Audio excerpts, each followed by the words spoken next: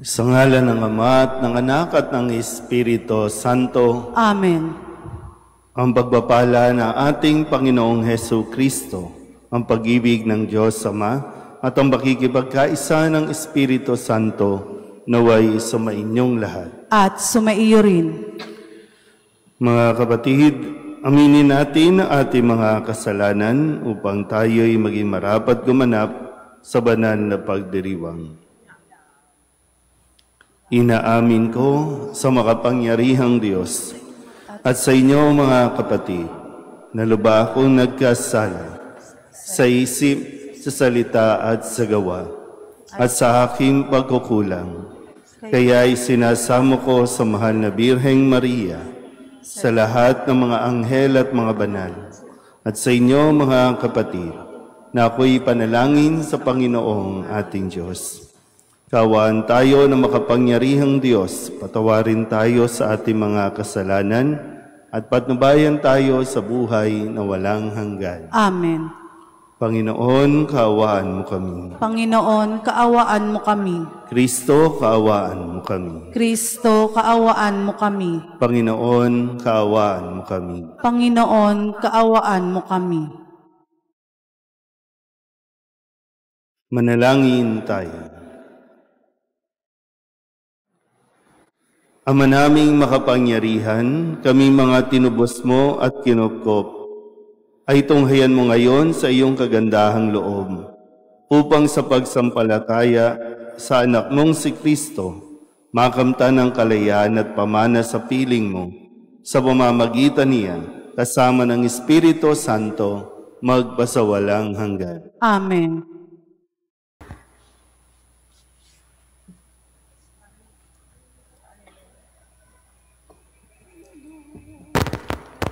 Pagbasa mula sa sulat ni Apostol San Pablo sa mga taga-Kolosas. Mga kapatid, kayo'y hinirang ng Diyos, itinalaga para sa Kanya at minamahal Niya.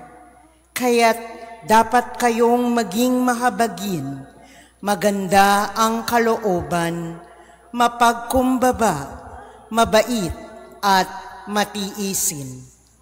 Magpaumanhinan kayo at magpatawaran kung may hinanakit kayo sa isa't isa.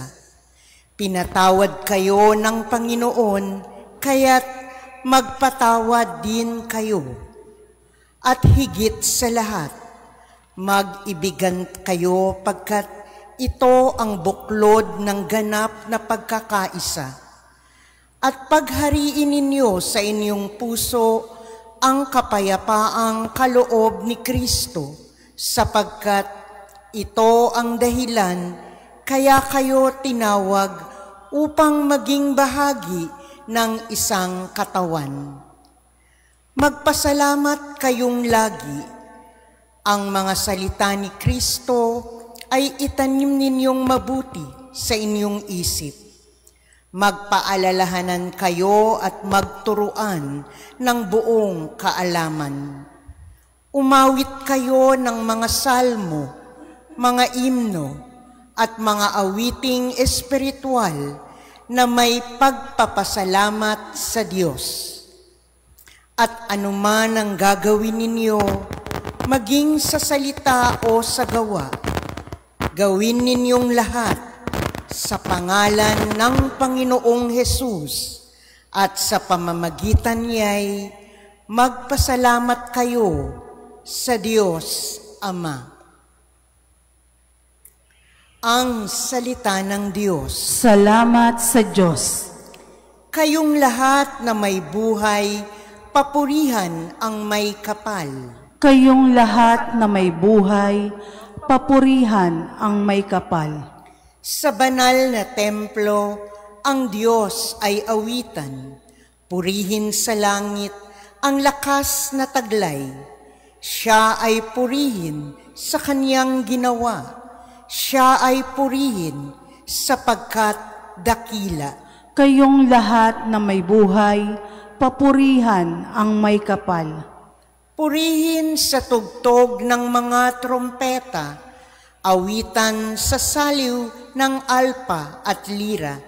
Sa tugtog ng tambol, magsayaw, purihin, mga alpa at plauta, lahat ay tugtugin. Kayong lahat na may buhay, papurihan ang may kapal. Ang Diyos ay purihin sa tugtog ng pompyang. Sa lakas ng tugtog, siya'y papurihan. Purihin ang poon ng mga nilalang. Kayong lahat na may buhay, papurihan ang may kapal. Magsitayo po ang lahat.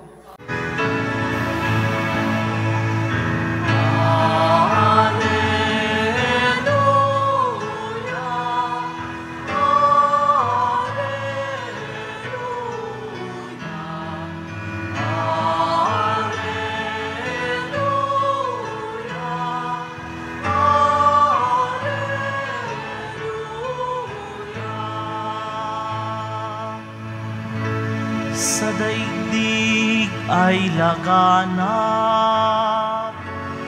liwanag na sumisikat, salitang buhay ng lahat.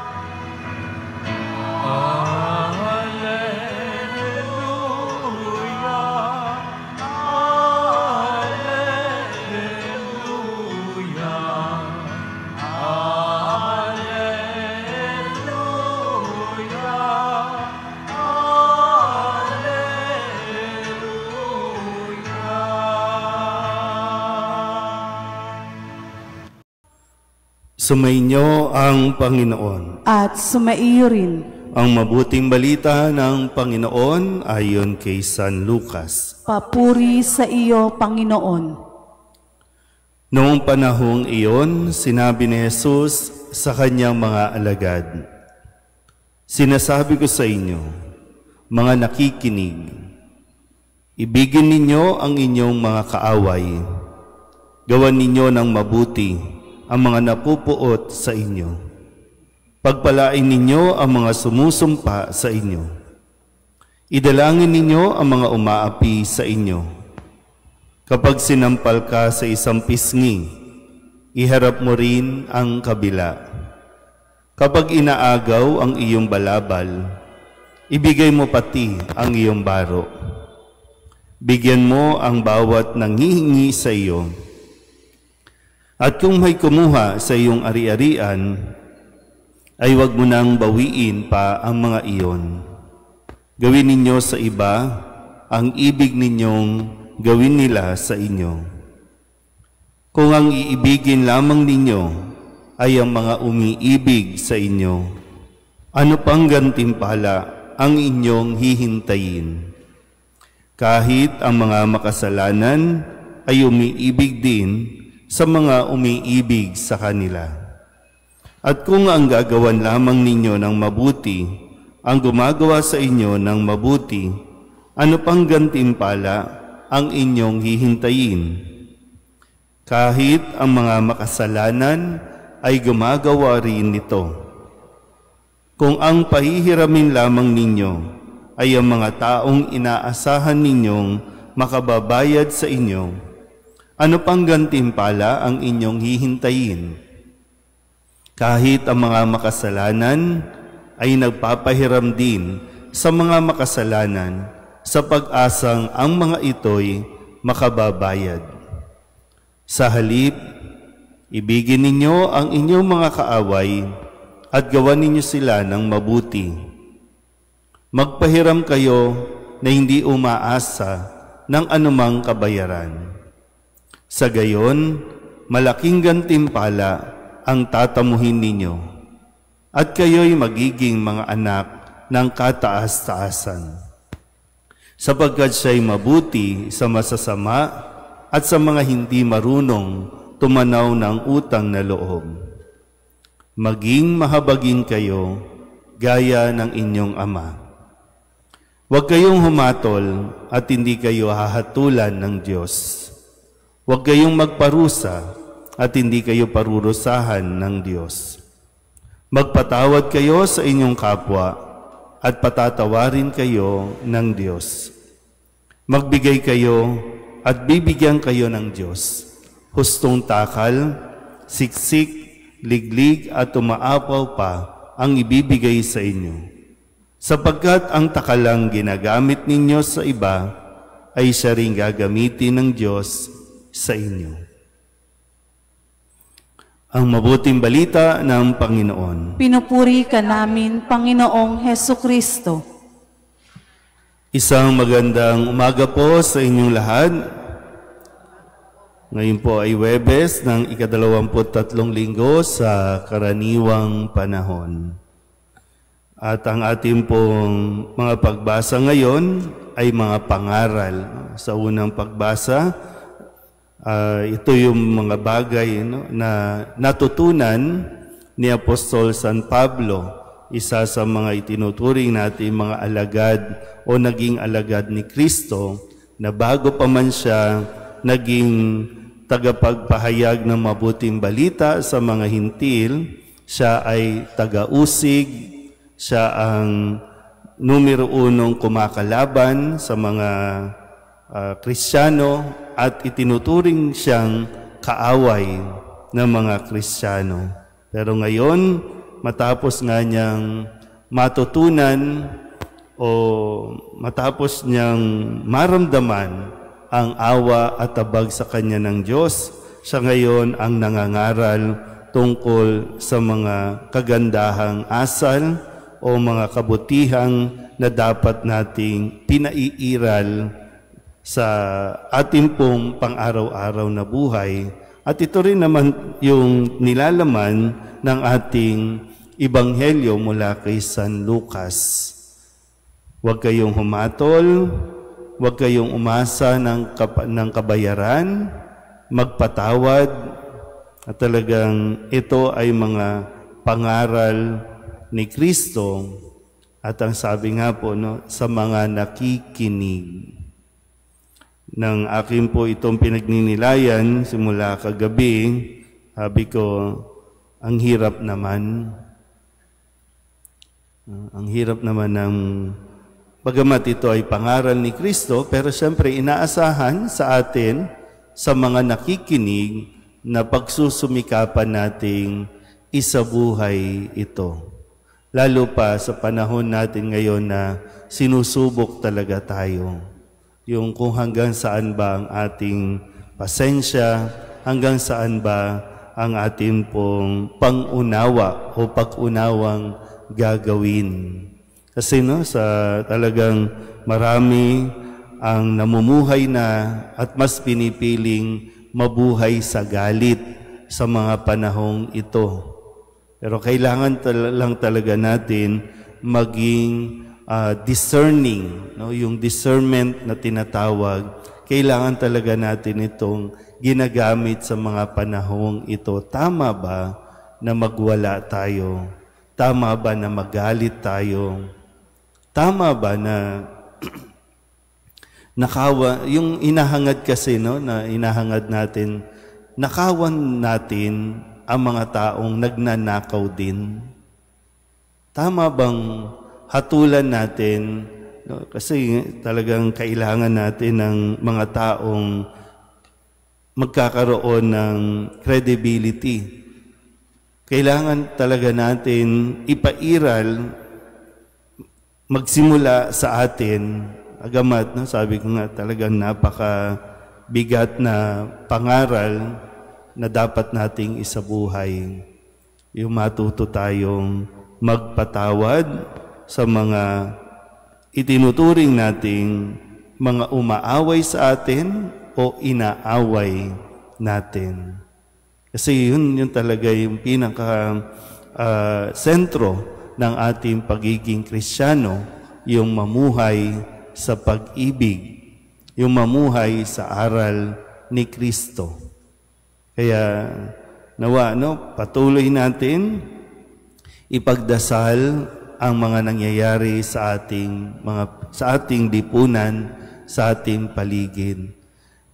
Hindi naman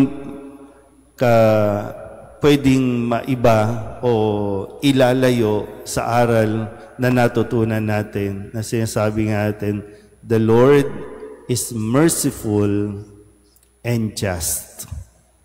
Hindi lang basta pagpapatawad, kundi meron ding hustisya na ibibigay para sa lahat. Patatawarin tayo, tama yon, pero haharapin din natin ang hatol para sa atin. So hindi magkahiwalay, kundi pag sinabi natin, the Lord is merciful, huwag natin kakalimutan, the Lord is just. Kaya, kung hindi na natin kaya, ipaubayan na natin sa Diyos. Pero kailangan may natututunan din naman tayo. Kasi reklamo tayo ng reklamo, galit tayo, nagagalit na tayo sa mga kahirapan na ating pong nararanasan. Pero tayo din naman ang nagiging sanhi ng kahirapang ating nararanasan. Tayo din naman ang pumili sa mga taong magpapahirap sa atin. Kasi may mga pagkakataon, okay, nagpatawad tayo, at may pagkakataon na kailangan mong magbigay ng nararapat na hatol. Pinatawad mo, pero hindi na ibig sabihin, bibigyan mo ulit ng pagkakataong gumawa ng kasalanan sa iyo. Pero yun nga, no? Ang panawagan ni Kristo, magsimula sa atin. Huwag tayong mag-demand sa iba na sila ang gumawa nito. Kapag dumating ang pagkakataon na itong mga sinasabi ni Kristo ay maranasan natin, pakatandaan natin lagi kung ano ang dapat na ikilos, kung ano ang dapat gawin ayon sa aral ni Kristo. Amen?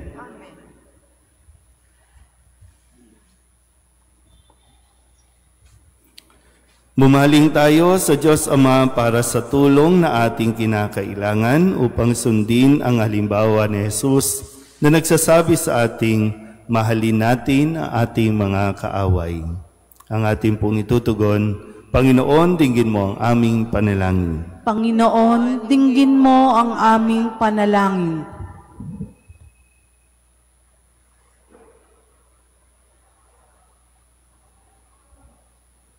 Ang mga pinuno ng simbahan naway magbigay saksi sa kanyang sambayanan sa pamamaraan ng pagpapatawad, pag-ibig at kapatawaran upang masalamin ang kabanalan ng Diyos sa daigdig. Manalangin tayo sa Panginoon. Panginoon, dinggin mo ang aming panalangin. Yaong may galit at pait sa kanilang kapwa, naway mapagtanto na naghihiwalay lamang sa kanila sa Diyos ang pagsunod sa kanilang hinanakit at suklam. Manalangin tayo sa Panginoon. Panginoon, dinggin mo ang aming panalangin. Ang mga pamilyang pinaghiwalay at nahati dahil sa kanilang kawalang bahala sa isa't isa, naway mapanumbalik ang dating pagkakasundo at alab ng samahan.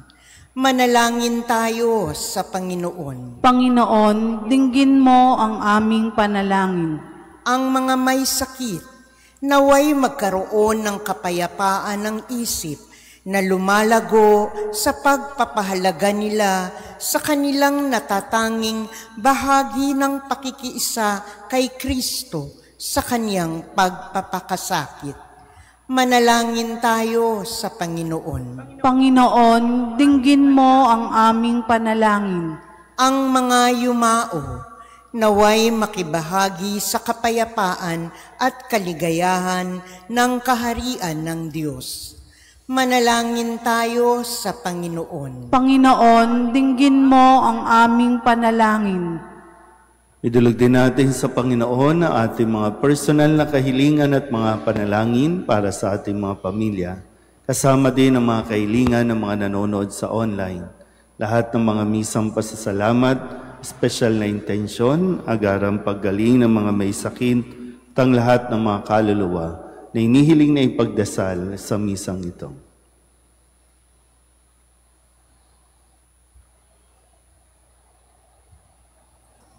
Ang lahat ng ito ay iniling namin sa ngalan ni Kristong aming Panginoon. Amen. Kunin at tanggapin ang alay na ito, mga biyayang nagmula sa pagpapala mo. Tanda ng bawat pusong pagkatinibig mo, ngayon'y nananalig, nagmamahal sa'yo.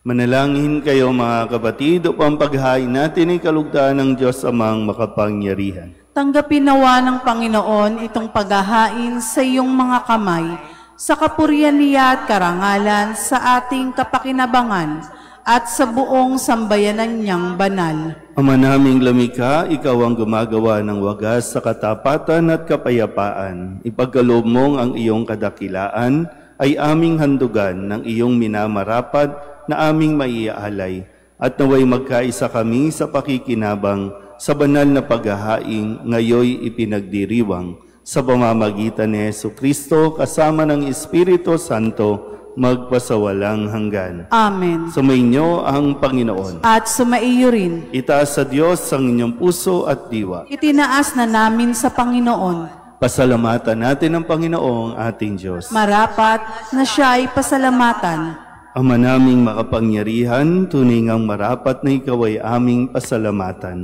Ikinalugod mong likain ang sanlibutan na iyong pinagbabago at idinarangal. Sa pamamagitan ng iyong anak na kinalulugdan, kaya't utang na loob ng iyong mga itinatangi at ng mga banal na kapiling mong lagi ang iyong paggiliw at pagkakandili. Kaya kaysa ng mga anghel na nagsisiawin ng papuri sa iyo, na walang humpay sa kalangitan, kami nagbubunyi sa iyong kadakilaan.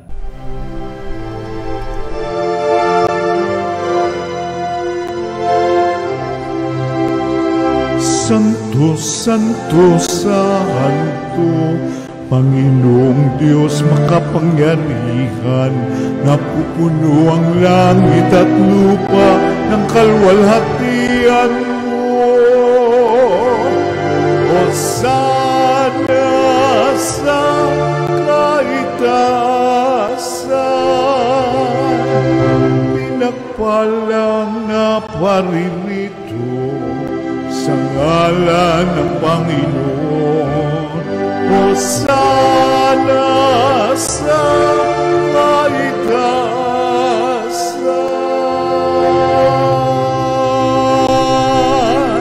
Ama naming banal, ikaw ang bukal ng tanang kabanalan. Kaya't sa pamamagitan ng iyong Espiritu, gawin mong banal ang kaloob na ito upang para sa aming maging katawan at dugo ng aming Panginoong Jesucristo.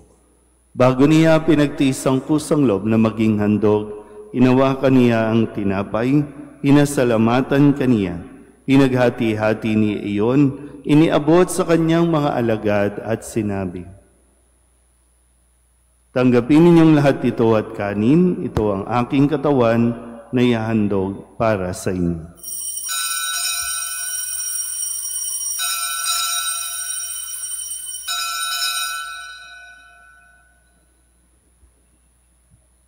Hindi naman nang matapos ang hapunan, hinawakan niya ang kalis, muli kaniyang pinasalamatan.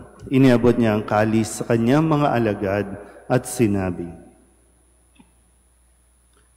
"Tanggapin ninyong lahat ito at inumin. Ito ang kalis ng aking dugo, ng bago at walang hanggang tipan. Ang aking dugo na ibubuhos para sa inyo at para sa lahat, sa ikapagpapatawad ng mga kasalanan. Gawin ninyo ito sa pag-alaala sa akin."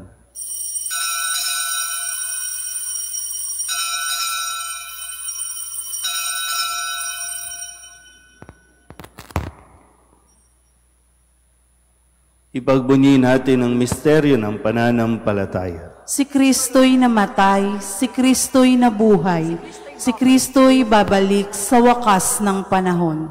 Ama, ginagawa namin ngayon ang pag-alaala sa pagkamatay at muling pagkabuhay ng iyong anak, kaya tiniaalay namin sa iyo ang tinapay na nagbibigay buhay at ang kalis na nagkakaloob ng kaligtasan. Kami napapasalamat dahil kami iyong minarapat na tumayo sa harap mo para maglingkod sa iyo. Isinasamo namin kami magsasalo-salo sa katawan at dugo ni Kristo ay mabuklod sa pagkakaisa sa pamamagitan ng Espiritu Santo. Ama, lingapin mo ang iyong simbahang laganap sa buong daigdig. Puspusin mo kami sa pag-ibig kay San Leon na aming Papa at ni Jose na aming Obispo at ng Tanang Kaparian. Alalahanin mo si Rodel na tinawag mo mula sa daigdig na ito. Nung siya'y binyagan, siya'y nakaisa ni Kristo sa pagkamatay. Ngayong siya'y pumanaw, naway makaisa siya ni Kristo sa pagkabuhay. Alalahanin mo rin ang mga kapatid naming nahimlay na may pag-asang sila'y muling mabubuhay, gayon din ang lahat ng mga pumanaw.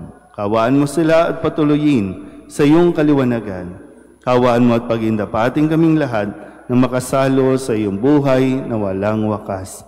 Kaysa ng mahal na Birheng Maria na ina ng Diyos, ng kabiyak ng puso niyang si San Jose, kaysa ng mga apostol at ng lahat ng mga banal na namuhay dito sa daigdig ng kalugod-lugod sa iyo, may pagdiwang nawa namin ang pagpupuri sa ikararangal mo sa pamamagitan ng iyong anak na aming Panginoong Jesucristo. Sa pamamagitan ni Kristo, kasama niya at sa Kanya, ang lahat ng parangal at papuri ay sa iyo, Diyos Amang makapangyarihan, kasama ng Espiritu Santo, magpasawalang hanggan. Amen. Amen. Amen.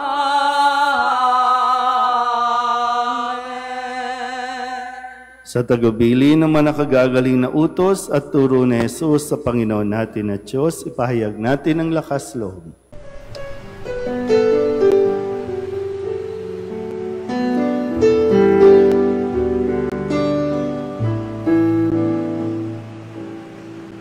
Ama namin, sumasalangit ka, sambahin ang ngalan mo, mapasamin ang kaharian mo, sundin ang loob mo, dito sa lupa para nang sa langit. Bigyan mo po kami ngayon ng aming kakanin sa araw-araw at patawarin mo kami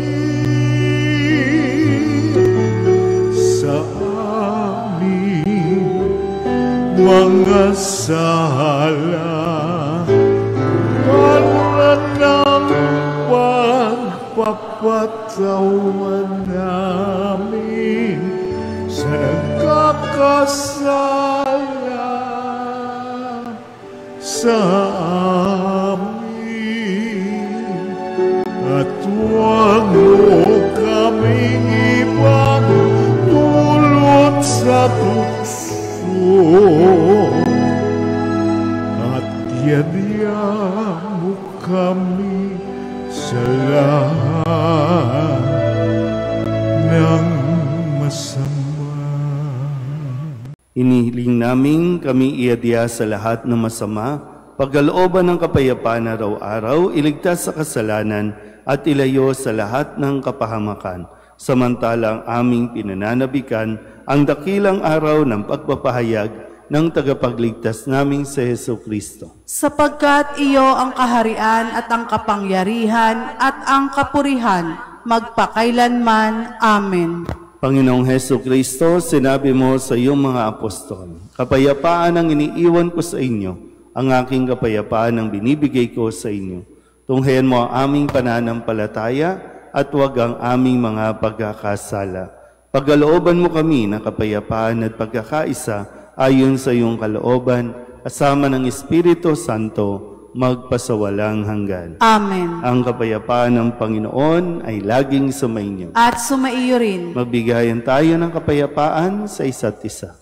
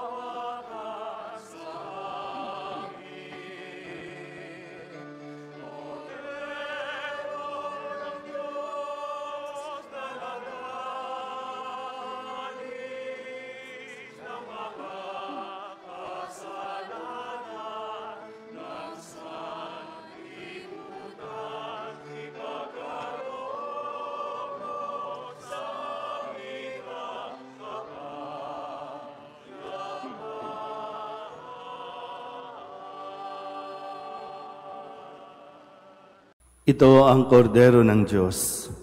Ito ang nag-aalis ng kasalanan ng sanlibutan. Mapalad ang mga inaanyayahan sa kanyang piging. Panginoon, hindi ako karapat-dapat na magpatuloy sa iyo, ngunit sa isang salita mo lamang ay gagaling na ako.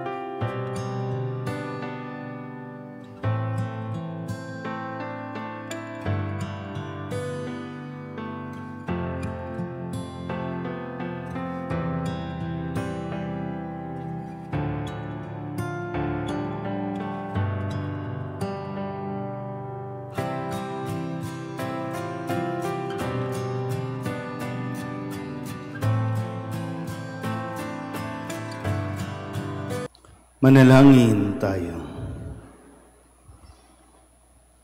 Ama naming mapagmahal, kaming pinapagsalo mo sa iyong salita at piging na banal, ay iyong pinalalakas at iyong binubuhay.